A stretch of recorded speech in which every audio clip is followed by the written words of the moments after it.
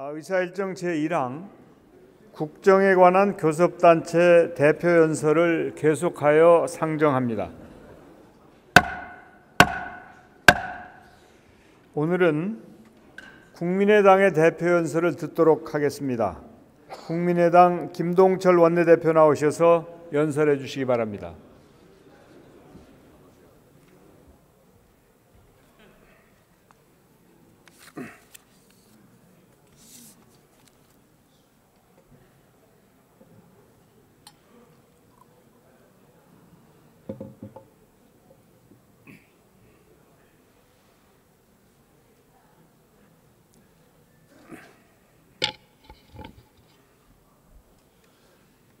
존경하는 국민 여러분, 해외 동포 여러분, 정석윤 국회의장과 선배 동료 의원 여러분, 이낙연 국무총리와 국무위원 여러분, 교섭단체 대표연설에 앞서 최근 저희 국민의당이 당내 갈등과 분란으로 국민 여러분께 큰 실망을 끼쳐드린 데 대해 국민의당 지도부의 한 사람으로서 머리 숙여 사과드립니다. 국민이 만들어준 국민의당을 지키지 못하고 분열 상황에까지 이르게 된 데 대해 책임을 통감합니다. 당내 문제를 조속히 매듭짓고 국민을 위한 정당으로 거듭날 수 있도록 최선을 다하겠습니다. 작년 11월 저는 중견 섬유업체 2곳을 방문해서 간담회를 가진 적이 있습니다. 그분들은 이렇게 하소연하셨습니다. 최저임금 인상도 노동시간 단축도 모두 우리 노동자를 배려하는 것이라는 것을 잘 압니다. 하지만 최저임금 인상으로 기존 직원들을 대량 감원하고 일부 공장은 문을 닫고 일부는 베트남으로 이전해야 하는 처지에 놓여 있습니다. 일자리가 없어지는 마당에 최저임금 1만 원 이상이 우리에게 무슨 의미가 있습니까? 노동시간 단축이요? 노동시간이 단축되면 270만 원인 빠듯한 봉급이 230만 원으로 줄어드는데 이 돈 가지고 어떻게 생활하라는 것입니까? 절규어린 호소였습니다. 이분들은 회사 대표들이 아닙니다. 다름 아닌 노동계를 대변하고 회사를 사랑하는 노조위원장들이었습니다. 문재인 대통령의 대표적인 친노동 정책이 정작 노동자들을 고통스럽게 하고 노동자들에게 철저히 거부당하는 현실을 문재인 정부는 정말 뼈아프게 받아들여야 합니다. 문재인 정부의 근본적인 문제는 청와대가 주도하고 만기칠람하며 일방통행식으로 밀어붙이는 국정 운영 방식 그 자체에 있습니다. 청와대 내에서도 소수의 핵심 측근들이 좌지우지한다는 청와대 내의 청와대라는 비판까지 나오고 있습니다.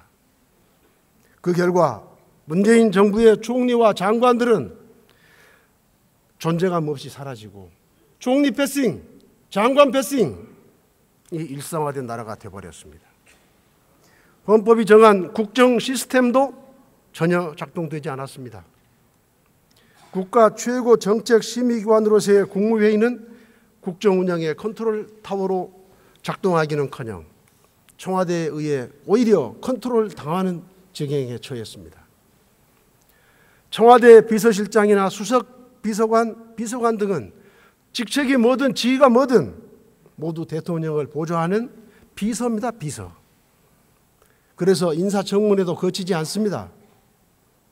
그런데 이들이 헌법기관인 장관들에게 이래라 저래라 지시하고 정작 사고가 터지면 자신들은 장관들 뒤에 숨어서 책임 떠넘기기에 급급하니 책임 장관이 아니라 방탄 장관단이라는 그런 비아냥 나오는 것 아닙니까? 아랍에미리트와의 군사협정 문제를 수습한 건 외교부 장관이나 국방부 장관이 아니라 청와대 비서실장이었고, 최저임금 현장 점검에 나서고 TF 단장을 맡은 것은 경제부총리나 고용노동부 장관이 아니라 청와대 정책실장이었습니다. 권력기관 개혁 방안을 발표한 것은 법무부 장관이나 행안부 장관이 아니라 민정수석이었습니다.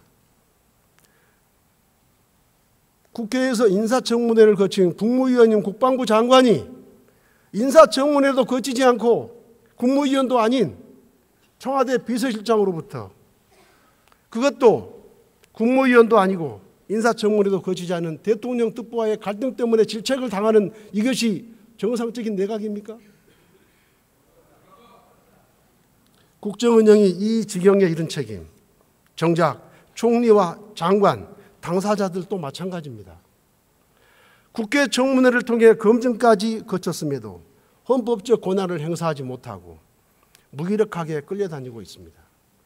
청문회에서 보여줬던 그 소신과 용기 다 어디로 갔습니까? 문재인 정부에서 책임 총리란 대신 책임지는 총리, 장관은 방탄 장관이라는 비아냥이 나오고 있는 현실, 정말 한없이 부끄러워해야 할 것입니다. 인사 문제도 마찬가지입니다. 관계 장관에게 맡겨야 할 부처내 인사까지 왜 청와대가 추천과 검증을 무기로 다 인사권 휘두르고 있습니까? 심지어 군 장성급 인사까지 개입한다는 충격적인 소식도 들립니다. 이로 인해 공정한 인사 시스템이라고 우리 군이 그토록 자랑하는 군 인사 사실년마저 흔들린다는 군 내부의 한탄마저 있습니다. 급기야 전문성이 요구되는 해외 공관장까지 캠코더 출신 낙하산 잔치를 벌였습니다. 과거 어느 정권에서 독일, 헝가리, 노르웨이, 심지어 교황청 대사까지 전리품 뿌리듯 대선 캠프 출신들로 채운 적이 있습니까? 직업 외교관들의 자부심을 철저히 짓밟은 이런 코드 인사야말로 외교부 순혈주의 타파를 핑계로 한 친문 순혈주의 인사요. 자신들이 그토록 비난하던 이명박 정권의 고소영 강부자 인사, 박근혜 정권의 깜밤 인사와 뭐가 다릅니까? 이것이 문재인 정부의 신적폐가 아니고 무엇입니까? 적폐를 정산한다고 하면서 자신들의 적폐는 쌓아가고 있는 것 아닙니까? 이것이 문재인 대통령이 기회에 있을 때마다 강조했던 평등한 기회입니까? 공정한 과정입니까? 정의로운 결과입니까? 지난해 공공기관 채용 비리가 무더기로 드러나 많은 취업 준비생들을 좌절하게 만들었습니다. 채용 비리에 연루되지 않은 공공기관을 찾기 힘들 정도였습니다. 돈 없고 백 없는 이 땅의 수많은 청년들이 이것이 공정사회냐고 분노했습니다. 공공기관 채용 비리 적폐의 근원은 바로 낙하산 기관장 인사에서 비롯됩니다. 농공행상으로 자리를 꿰찼기 때문에 정권 눈치 보기에 급급한 낙하산 기관장들이 과연 공정한 채용을 할 수 있겠습니까? 그런데 문재인 정부에서도 이명박, 박근혜 정부와 전혀 달라지지 않았습니다. 공공기관 채용 비리를 근절하겠다는 정부가 정작 그 비리의 근원인 낙하산 인사를 버젓이 자행하고 있지 않습니까? 이런 자가당착이 어디 있습니까?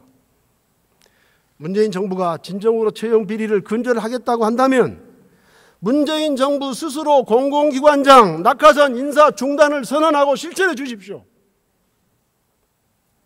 공공기관 채용 비리 근절을 위해서 저희 국민의당은 이미 공공기관 낙하산 인사 방지법, 채용 절차 공정화법 개정안을 발의한 바 있습니다. 민주당과 자유한국당의 적극적인 협조를 부탁드립니다.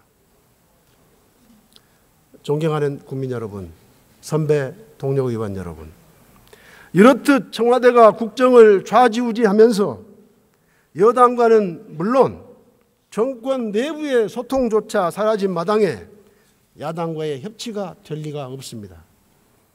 그 수많은 인사와 정책과 예산과 법률에서 야당과의 협치를 통해 결정한 것이 단 한 건이라도 있었습니까?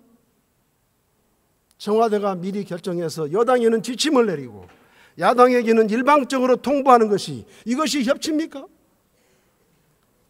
여당 의원들의 책임도 큽니다.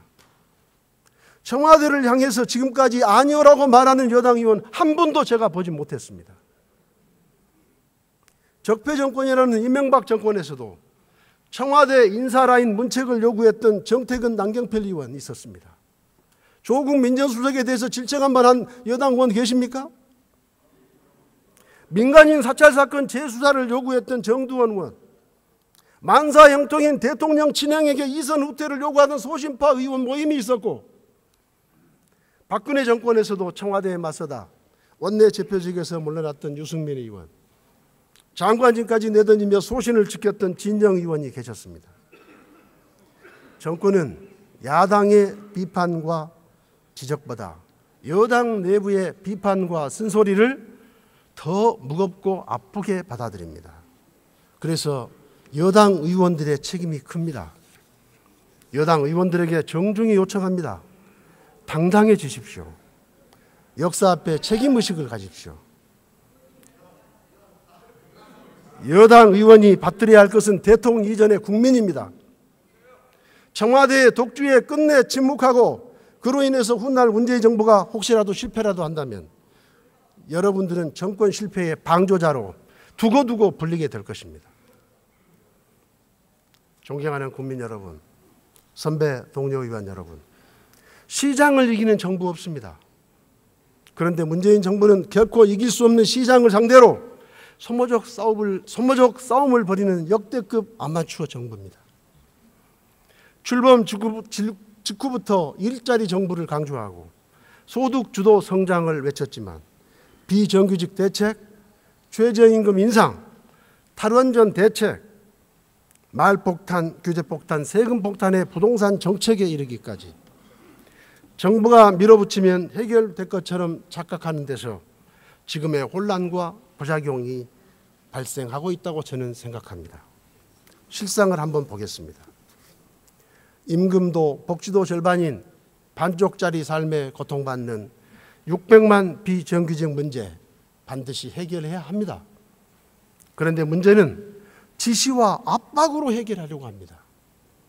정부의 압박으로 비정규직 문제를 해결할 수 있는 곳이 기껏해야 공공부문 외에 어디 또 있습니까? 인천공항공사와 같은 흑자 공기업이야 팔을 비틀어서 우격 다짐으로 해결했을지 모르지만 적자 공기업과 민간기업은 어디를 비틀 것입니까? 이것이야말로 600만 비정규직에 대한 희망 고문입니다. 의욕만 앞세워서 정책을 함부로 추진해서는 안 됩니다. 우리나라는 세계 10위권의 경제 대국입니다.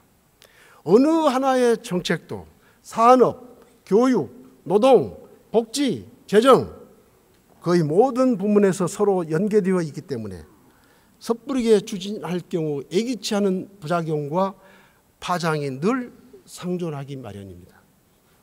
따라서 다양한 이해관계자들과의 소통이 생략되거나 수많은 전문가들과의 토론, 국민적 공감 없이 일방적으로 추진된다면 그 정책은 결코 성공하기 어렵습니다. 최저임금의 급격한 인상 문제도 예외가 아닙니다. 최저임금 인상의 수혜자가 되어야 할 경비원, 택배기사, 알바 등 취약계층의 일자리가 오히려 감소하고 영세 자영업자들의 폐업 증가, 중소기업의 감원 태풍이라는 엄청난 부작용이 우리 경제를 강타하고 있습니다. 저임금 근로자의 소득을 확대해서 우리 사회의 양극화를 해소하기 위해 최저임금 인상은 100번 필요합니다. 그런데 문제는 속도와 균형에 있습니다. 롤랜드 보고서에 따르면 2020년 최저임금 1만 원이 될 경우 기업의 추가 부담은 인건비와 매출 감소를 합쳐 무려 464조 7천억이 될 것이라고 하지 않습니까? 금년 정부 예산보다 훨씬 많은 충격적 규모입니다. 경총 조사에 따르면 중소기업 10곳 중 9곳은 최저임금 충격을 흡수하지 못해서 인력 감축, 제품 가격 인상, 무인화, 자동화에 나서겠다고 합니다. 정부는 최저임금 인상에 따른 일자리 충격이 단기적, 일시적이라고 보았지만 한국은행의 2018년 경제전망 보고서는 최저임금 인상 여파로 올해 고용이 2만 명까지 축소될 수 있다고 전망했습니다. 결국 취약계층을 위해서 인상한 최저임금이 오히려 그것으로 인해서 오히려 취약계층이 가장 큰 피해를 입는 역설적인 상황을 마주하고 있는 것입니다. 그런데 시장의 역습에 대한 정부의 대책마저 반시장적입니다. 인건비 부담을 이기지 못해서 가격을 인상하는 기업이나 자영업자에 대해서 정부 기관들을 대거 동원해 조사하고 최저임금 위반 사업주는 명단을 공개해서 신용 불량자로 만들겠다고 협박합니다. 힘들어 죽겠다고 비명 지르는데 비명 소리조차 내지 말라고 재갈 물리는 것과 무엇이 다릅니까? 급기야 여기저기서 아우성이 터지자 이번에는 카드 수수료 낮춰주겠다, 프랜차이즈 가맹점 수수료를 낮춰주겠다, 건물 임대료도 줄여주겠다고 합니다. 정작 이런 정부가 버려놓고 책임은 시장에 전가하는 꼴입니다. 당위와 이상만 내세워 무작정 밀어붙이니 문제를 풀기보다는 오히려 또 다른 문제만 이야기하는 것입니다.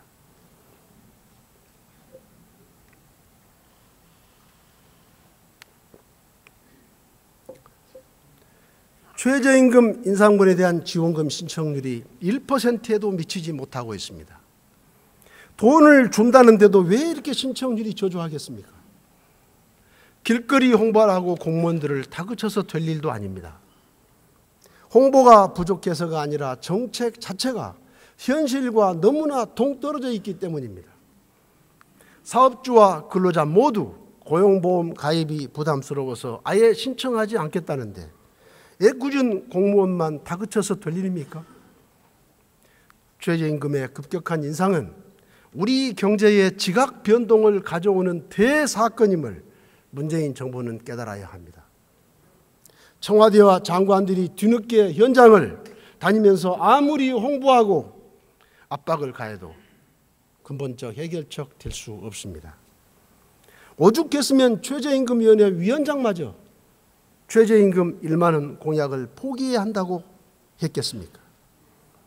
문재인 정부는 최저임금 1만 원 공약을 근본적으로 수정해야 합니다. 그 대신 근로장려세제, 실업급여 확대 등 사회 안전망을 더욱 촘촘히 만들어야 합니다. 소득 양극화를 해소하는 것이 최저임금 인상밖에 없다고 생각하는 문재인 정부의 인식이 잘못된 겁니다. 선진국처럼 최저임금 산입법에 상여금, 수당, 숙식비를 포함시키고 반발하는 노동계를 설득해야 합니다.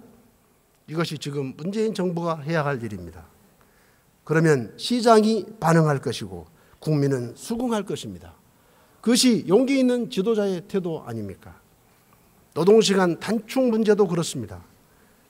당장 견디지 못하는 30인 미만 중소기업의 경우 노사가 합의한다면 다만 몇 년만이라도 유예해 줍시다. 존경하는 국민 여러분, 선배 동료 의원 여러분, 지난해 주경과 본회사를 통해서 일자리 분야에만 무려 19조 2천억 원을 쏟아부었지만 청년 실업률은 관련 통계 작성 이후 최고치를 기록했습니다. 일자리를 만들어내겠다고 만든 일자리위원회가 일자리위원회의 일자리만 만든 꼴 아닙니까?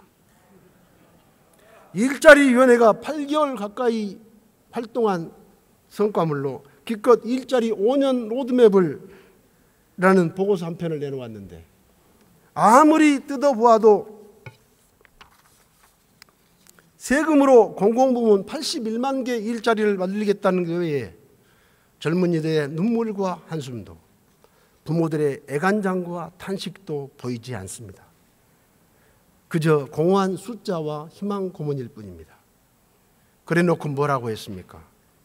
일자리 창출을 위한 고속도로를 완성했다.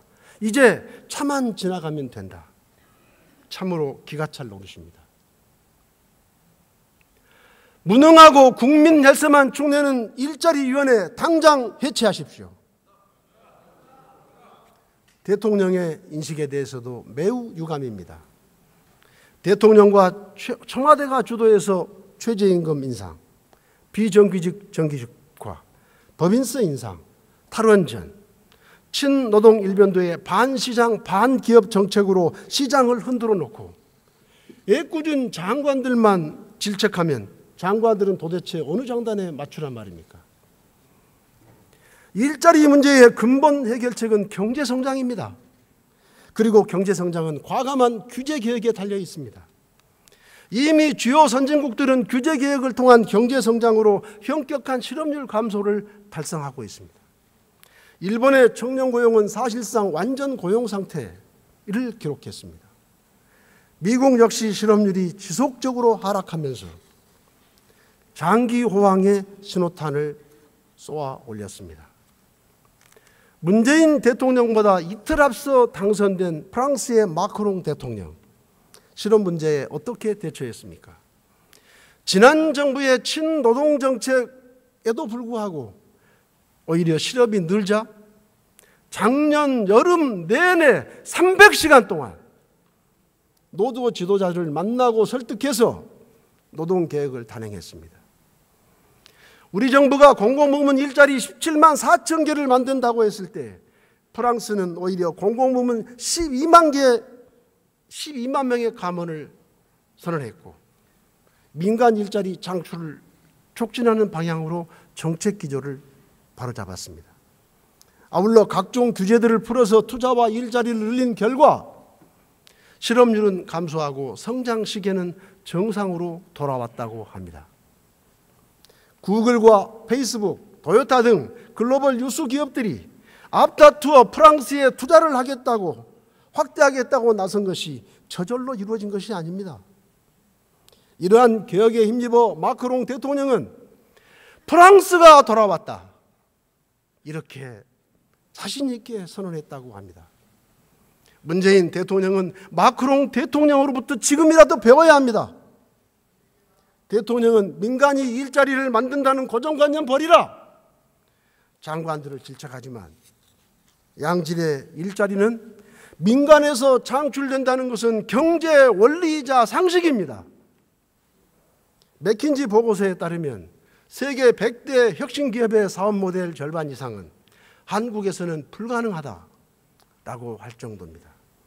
세계 100대 핀테크 혁신기업에 한국은 단 한 개 기업도 포함되지 못했습니다. 이것이 우리 경제의 현실입니다. 오죽하면 대한상공회의소 회장이 사회주의 중국보다 규제가 더 많은 곳이라고 한탄하면서 절규라도 하고 싶은 심정이라고 하소연하겠습니까? 문재인 정부는 출범 8개월 만에야 규제 개혁을 언급했지만 진정성도 의지도 보이지 않습니다. 14개 시도별 전략산업과 혁신기술을 키워서 2020년까지 21만 개 일자리를 만들어낼 수 있다는 규제 프리존 특별법이 민주당이 발목 잡기로 2년째 묶여있지 않습니까? 한국의 노동시장 성적표는 2018년 다보스 포럼에서 여실히 드러났습니다. 최하위권의 노사협력과 노동생산성, 유연하지 못한 노동시장, 후진적 노사관계가 인적 자원 경쟁력의 발목을 잡고 있다는 것입니다. 문재인 정부는 이런 경고를 받아들여 이제라도 규제개혁, 노동개혁, 구조개혁에 박차를 가해야 합니다. 그래서 민간 주도의 혁신 친화형 경제 시스템을 만들어야 합니다. 지금 당장은 지지자들로부터 비판받을 수 있습니다. 그러나 시간이 갈수록 대한민국이 돌아왔다고 칭찬받게 될 것입니다. 공장에 로봇 한 대가 들었을 때마다 일자리 4개가 사라질 것으로 추정되고 있고, 이미 미국에서는 계산원이 사라진 무인 점포 아마존 고거가 문을 열었습니다. 우리가 철저하게 대비하지 않으면 극심한 실업과 소득 양극화의 더 깊은 실황으로 빠지게 될 것임을 엄중 경고합니다. 존경하는 국민 여러분, 선배 동료 의원 여러분, 문재인 정부의 정책 실패는 경제 문제에만 국한되지 않습니다. 국가 백년 대계인 교육 정책만 하더라도 수능 절대평가 이후에 초등학교 한자 병기 백지와 유치원 영어 교육 금지 철회 등 오락가락 정책으로 학부모의 신뢰를 잃었습니다. 자사고 특목고 폐지는 강남 집값 폭등만 초래했다는 그런 비판도 있습니다. 충분한 여론 수렴도 없었고 이해 당사자들과의 소통도 없었습니다. 교육 정책마저도 아니면 말고식의 실험 대상으로 삼은 것입니다. 가상화폐 거래소 폐지를 둘러싼 논란에서도 정책 혼선으로 평지풍파만 불러일으켰습니다. 탈원전 정책도 마찬가지입니다. 국민 동의 없는 일방적 탈원전 정책으로 원전 24기 중 11기를 세워놓고 올 겨울에만 무려 7번째 기업 공장의 전력 사용 감축을 강제해서 수천억 원의 국민 세금을 물어준 무능력은 또 어떻게 설명할 것입니까? 미세먼지 대책은 또 어떻습니까? 공약 따로 종합대책 따로입니다. 서울시는 한수를 더 떠서 사흘 만에 시민 혈세 150억을 쏟아부었지만 여기에 동의하는 서울시민 거의 없을 겁니다. 존경하는 국민 여러분, 선배 동료 의원 여러분, 이제 일주일 뒤면 평창에서 세계인의 겨울 스포츠 축제가 개막됩니다. 이번 평창 올림픽이 평화 올림픽으로 기억될 수 있도록 온 국민과 함께 응원합니다. 평창 동계올림픽을 계기로 모처럼 만에 남북 대화가 재개된 것은 대단히 고무적이고 평가할 만합니다. 지난 보수 정권 9년 동안 대화다운 대화도 제재다운 제재도 없었습니다. 오히려 남북의 완충지대이자 안전판인 개성공단을 절차도 거치지 않고 폐쇄하는 우를 범했습니다. 결과적으로 북한의 핵과 미사일 능력만 고도화시켰을 뿐 해결하지 못했습니다. 이번 대화를 계기로 북한 핵과 미사일 문제 해결의 실마리를 찾고 더 나아가 남북 공존을 위한 평화의 길을 모색할 수 있었으면 좋겠습니다.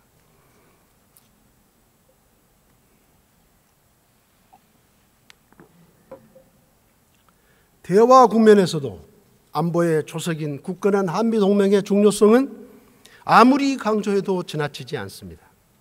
사드 배치 재검토, 한반도의 운전대론 등 한미동맹의 신뢰가 흔들리는 우를 다시는 범해서는 안 됩니다.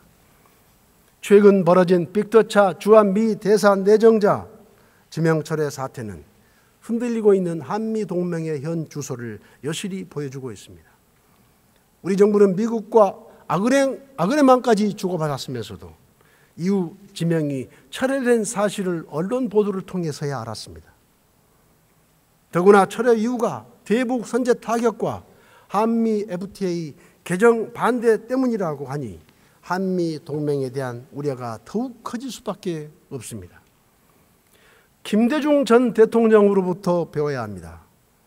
2000년 당시 남북관계가 북미관계가 그렇게 좋았던 것은 바로 김대중 대통령과 클린턴 대통령이 서로에게 절대 무한의 신뢰를 보였기 때문입니다.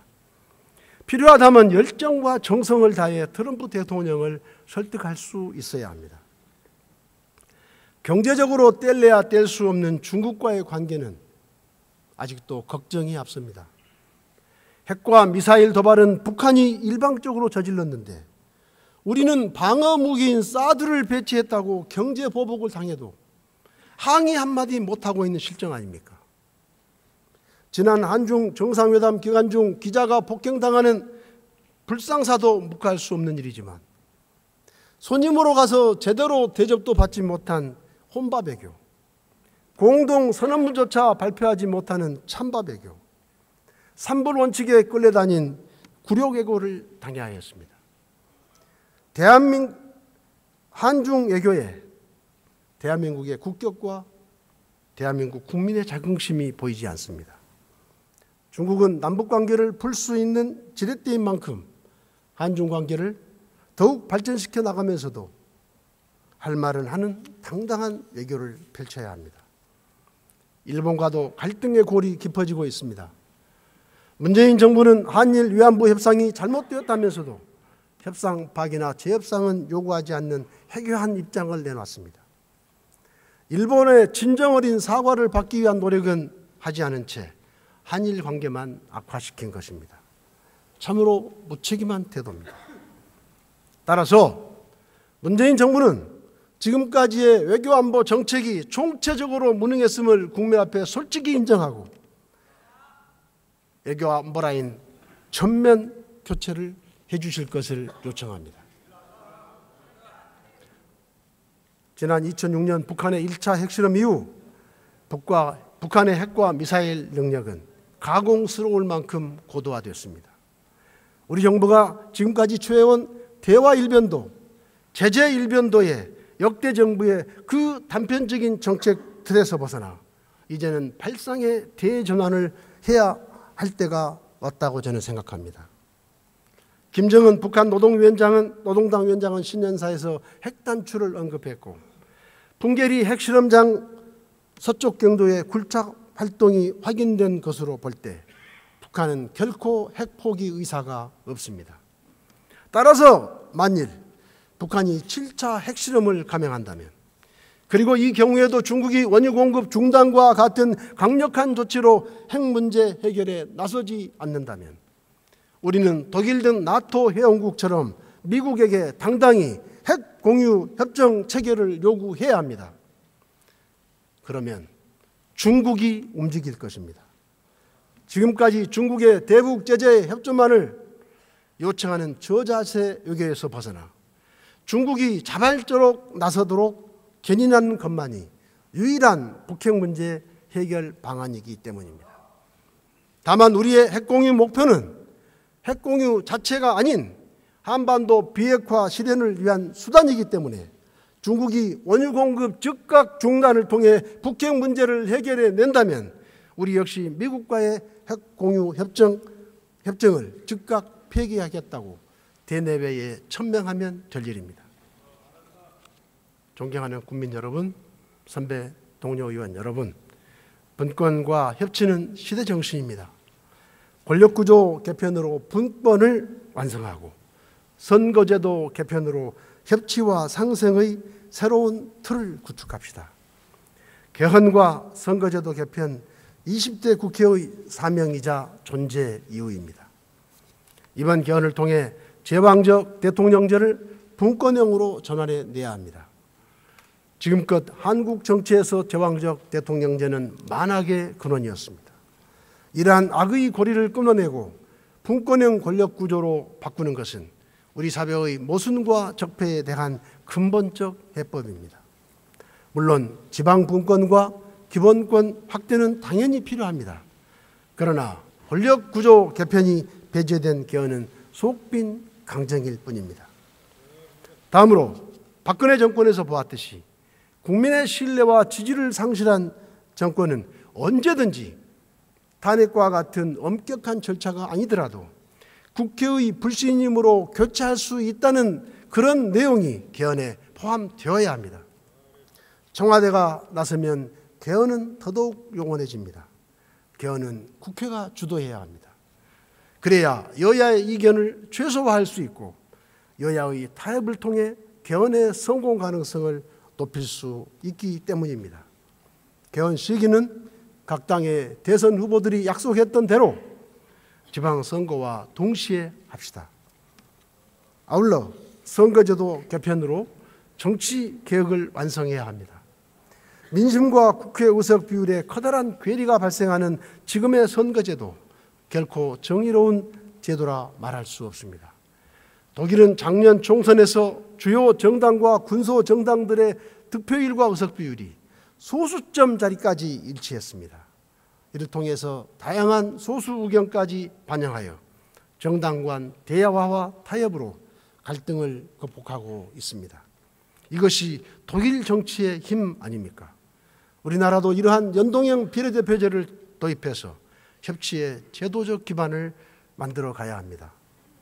여의치 않다면 도농복합형 중대선거구제를 통해서라도 비례성을 강화해야 합니다. 저는 이것이 정의라고 생각합니다. 비례성 강화는 지방의회도 마찬가지입니다. 과거 기득권 양당 체제에서 설계된 기초의원 선거제도는 거대 양당이 90% 가까이를 독식합니다. 정치 신인과 소수 정당은 설 자리가 없습니다. 지방의회에서마저 거대 양당 구도가 고착되어서는 안 됩니다. 어제 민주당 의총에서 촛불혁명을 헌법 전문에 담겠다고 결정했다고 들었습니다. 촛불혁명은 지방선거에서도 그리고 국회의원 선거구에서도 저는 비례성을 강화하는 그런 선거제도라고 알고 있습니다. 헌법 전문에 촛불혁명만 넣지 마시고 이번 기회에 꼭 선거제도 개편, 지방의회에서의 선거제도 개편도 이루어주시기 바랍니다. 사법개혁을 비롯한 권력기관 개혁에 있어서도 대통령의 인식 전환이 필요합니다. 권력기관 개혁의 핵심은 대통령의 자의적인 인사권을 제한하는 것입니다. 그런 다음 투명하고 공정하며 객관적인 인사 시스템을 제도화하면 된다고 생각합니다. 존경하는 국민 여러분, 적폐청산은 반드시 필요합니다. 그러나 문재인 정부 시간 5년을 전부 적폐청산으로만 채울 수는 없습니다. 규제개혁과 노동개혁, 구조개혁을 통해 성장 기반을 구축하고 신성장 동력 발굴과 4차 산업혁명에 대비하는 일은 언제 할 것입니까? 개헌과 선거구제 개편, 사법개혁으로 국정 시스템을 개혁하고 국가 대개혁의 초석을 다지는 일도 온 국민이 지혜를 모아야 할 일입니다.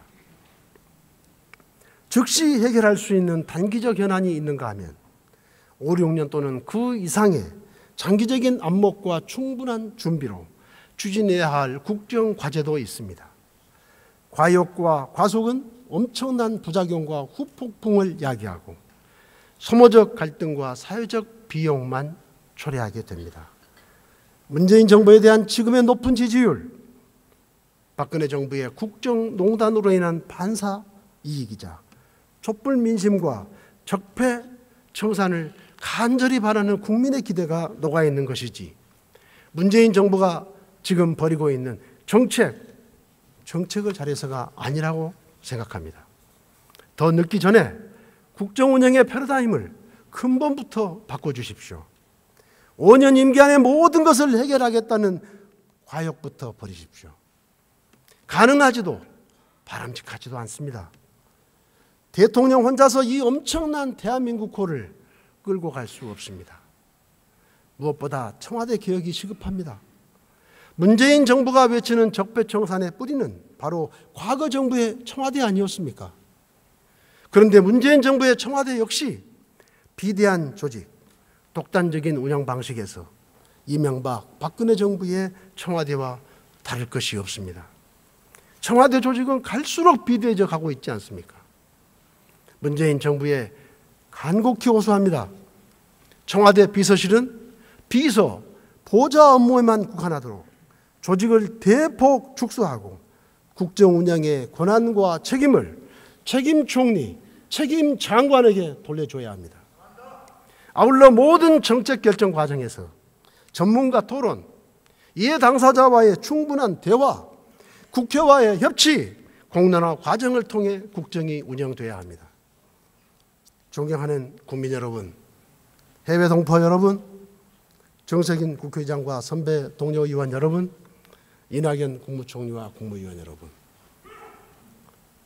김대중 대통령은 20년 전 IT와 문화 인프라를 구축해서 30년, 50년 지속될 IT와 문화 강국이라는 유산을 남겨주었습니다.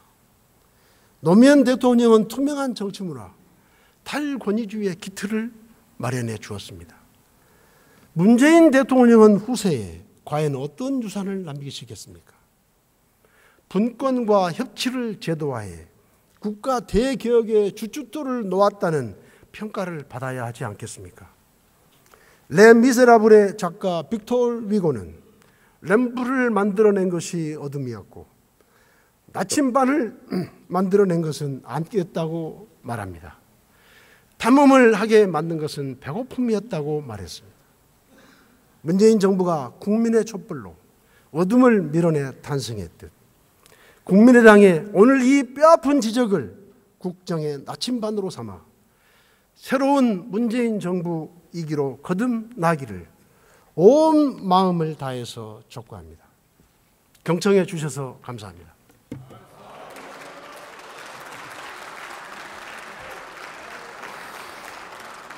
네, 김동철 원내대표 수고하셨습니다.